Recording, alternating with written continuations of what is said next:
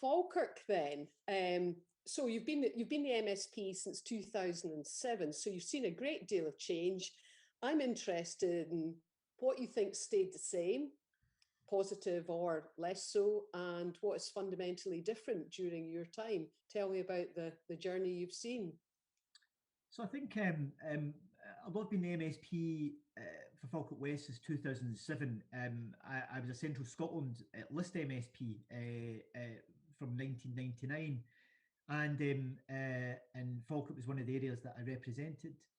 What I would say is that there has been a significant amount of work being put in over the course of the last, I would say, 15 to 20 years to try and reset the perception of Falkirk as an area and the economy within Falkirk itself and its surrounding area. And it was very much, it started with the catalyst from, at that time, Falkirk Council, and the councillor who really championed this was a councillor by the name of David Alexander, who you'll be very familiar with. Well-known person, yeah. That was driving forward. David had a very strong commitment to selling Falkirk beyond the community itself to reset how people would perceive the area. And it was, remember the strapline, "My Future in Falkirk." And that was all about resetting the economy, and it was a very successful programme in looking at making Scotland, Falkirk, a much more attractive area to live, stay, and work, and to help to drive the economy as well. So we saw significant change, and one of the things that we have saw significant change around is that we saw significant residential developments taking place right across the district. So if you look at places such as in Larbert, where you can see the Kinnaird estate, just the extensive, the Kinnaird estate, the extensive housing that's now been developed there, which was an old hospital site, the old Bellsdyke Hospital site, where you've quite literally got thousands of houses. I've got the same in Bonnybridge, where that's happened as well. You'll have the same in different parts of the east. So it's become an area which is much more where the population has grown significantly. The other thing that has happened is that the economy was broadly broken into what I would say as being three areas. One was small and medium-sized businesses that were very localised businesses. The second was a couple of national, international businesses like Alexander Dennis, ADL, and obviously BP at Grangemouth, and some of the companies that were based in the cluster down in Grangemouth.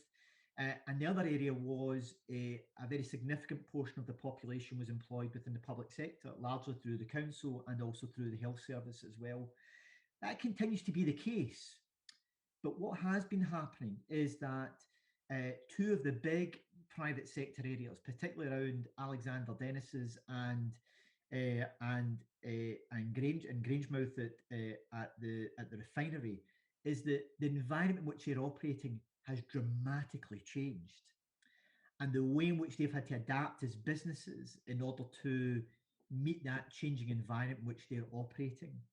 Now, some of them are a bit further along the road than others. So I think ADL, it feels to me, are further along the road than BP, because I know from my direct engagement with the management team at BP as a minister, there is still a lot they have to do in decarbonising that site, and also making sure that it is a site which is sustainable for the long term, which will be really important. And that's about moving into new fuels, hydrogen, etc., and the opportunities that presents for the site.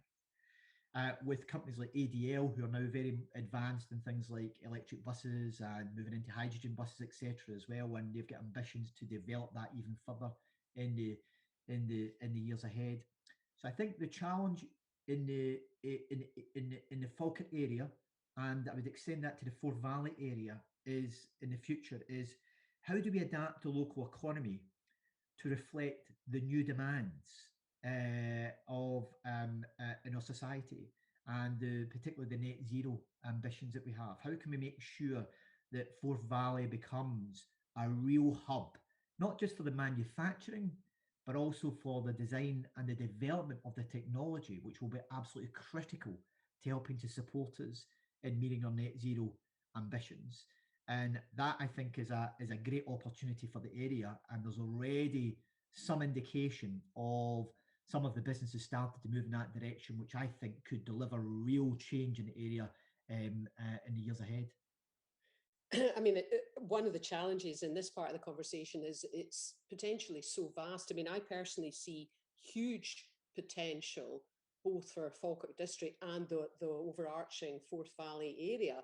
I mean, it's got everything you could possibly look for in terms of connectivity, and small businesses and the emerging types of businesses. If you look at the challenges posed by Brexit to, say, services, it's really put a kind of brake on them. One area that Scotland excels in is in fintech, for example, and that's traditionally been done out of Edinburgh a lot. You know, you've got Code Clan and so on, but why don't we develop pockets of that all over Scotland, because we've got great skills in education and so on as well. And that is something that we can export to the rest of the world with supported from wherever. You know, when we look at the changes wrought post-COVID, more people are going to work at home, more people will need good connectivity, completely different view of the world for SMEs. I think there's huge potential